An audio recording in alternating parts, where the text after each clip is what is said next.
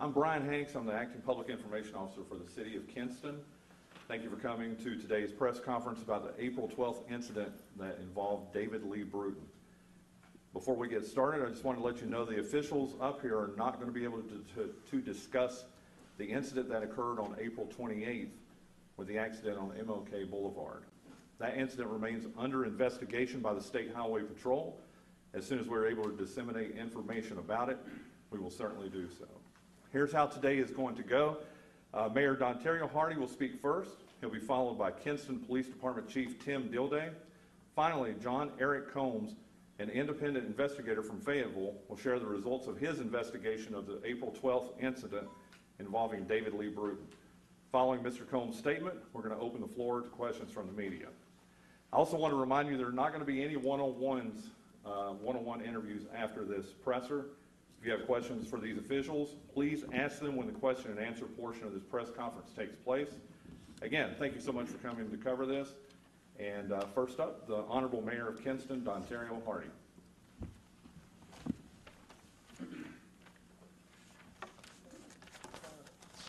Well, first off, good to see everybody. Thank you for coming out to this press conference that we have here today. Good evening. My name is, of course, Mayor Don Hardy, City of Kinston. I'd like to thank you for coming out today to today's press conference. I'd also like to thank the residents of Kinston for their patience while we have diligently investigated the incident that occurred on April 12th.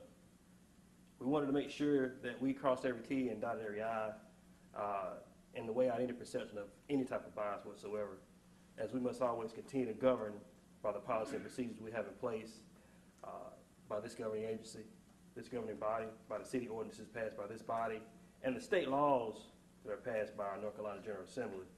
We can assure you that we have gone above and beyond to have an external review of the incident that has taken place on April 12, 2021.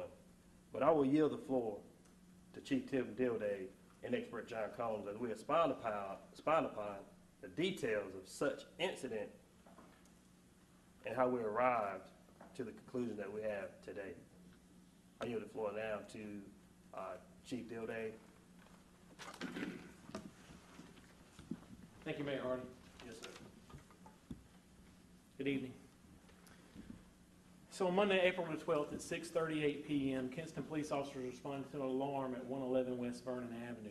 Upon their arrival, officers discovered that there was an ongoing disturbance involving customers, which rose to the level of an employee triggering a silent alarm to gain necessary and immediate assistance from law enforcement.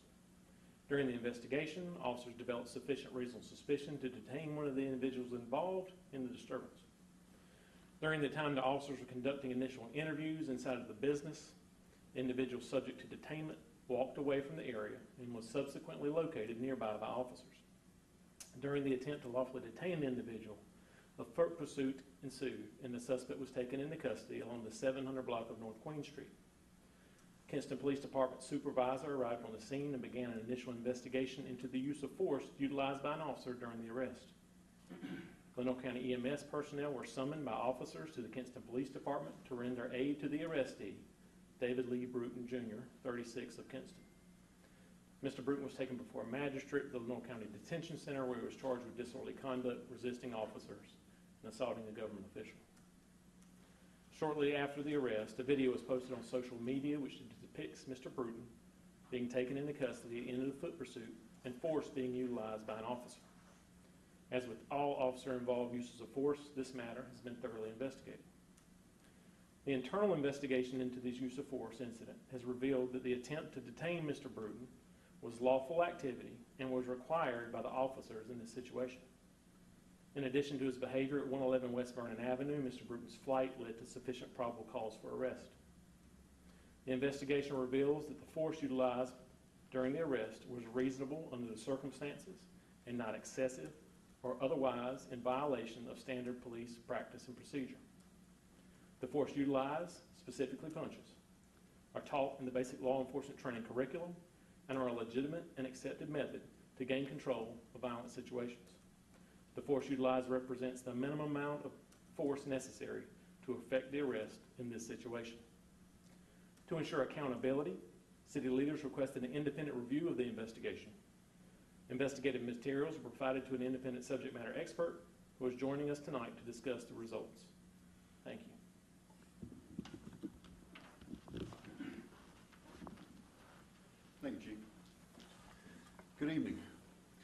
name is John Combs. I was contacted by the appointed city attorney in this matter to review the materials involved concerning the arrest of Mr. Bruton and to give an opinion as to whether or not the officer's actions in this situation were reasonable.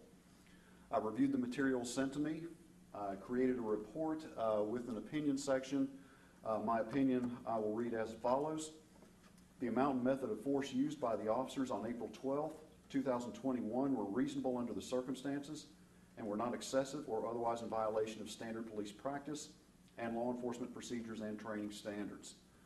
As the chief alluded to, the method of force, specifically again the punches, these are techniques that are taught in basic law enforcement training to law enforcement officers all across North Carolina.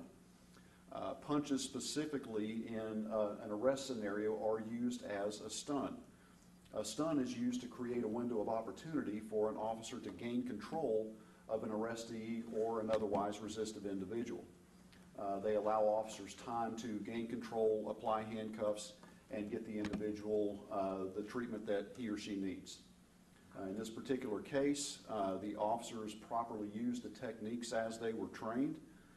Again, whether you take basic law enforcement training at Lenore Community College or the North Carolina Highway Patrol or the Charlotte-Mecklenburg Police Department, all of these techniques are taught the same way to every officer across the state. Basic law enforcement training is a standardized training program, and these officers were taught these techniques in their training, and in my opinion, they utilized them properly and not in an excessive manner. Very good. Questions for Mr. Combs and the other officials?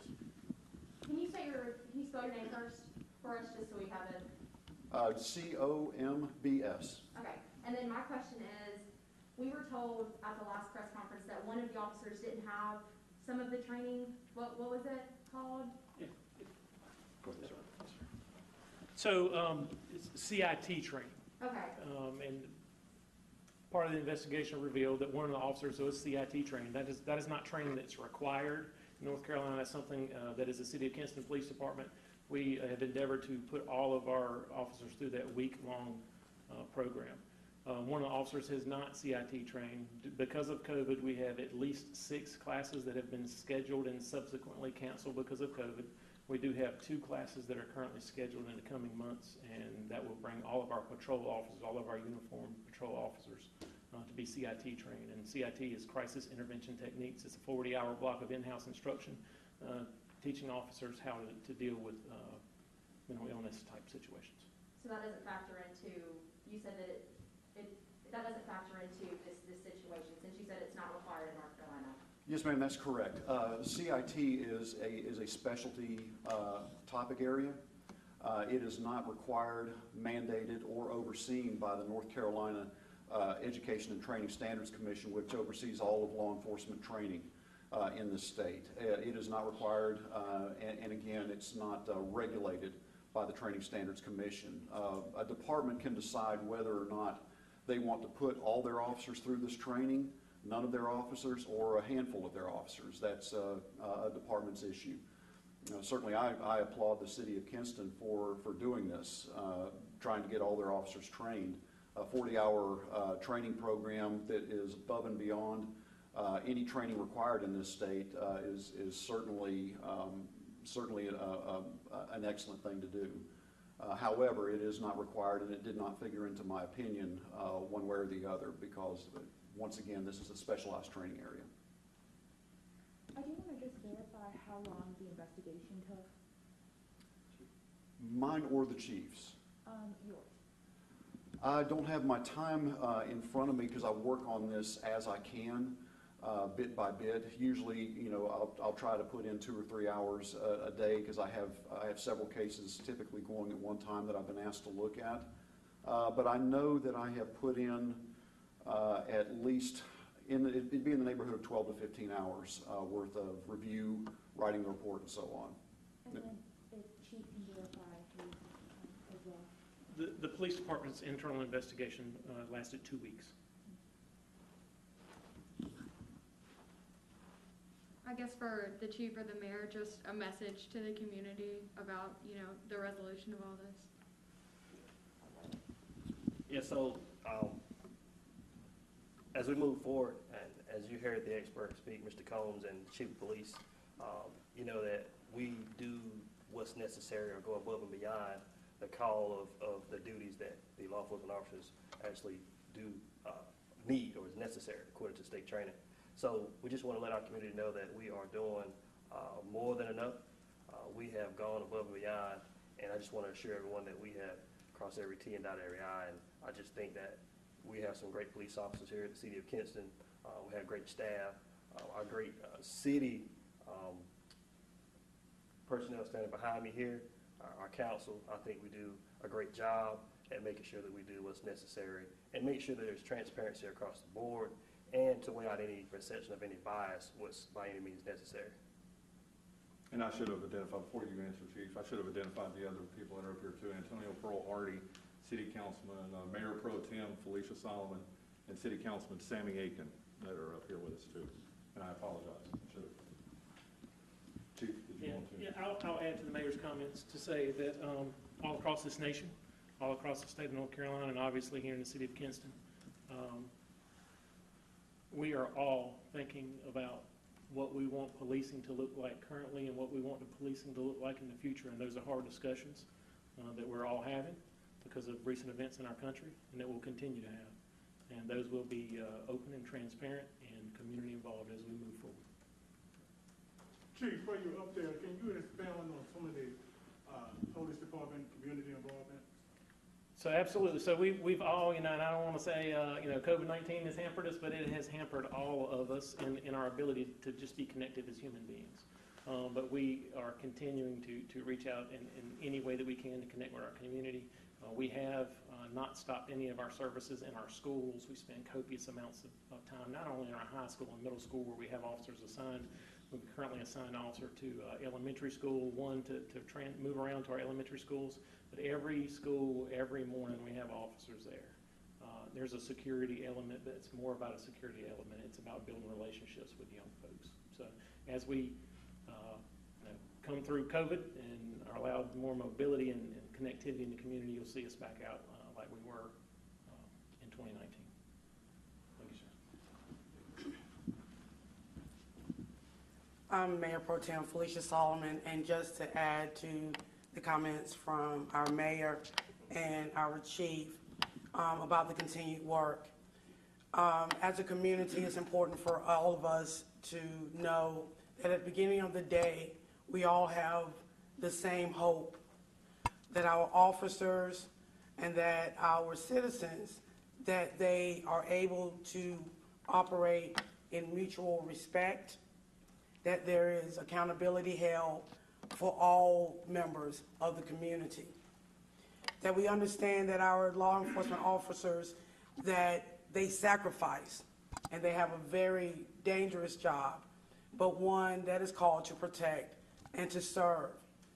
And as the chief said, as we move forward and we also continue to tackle what is a national conversation, that there will be difficult conversations.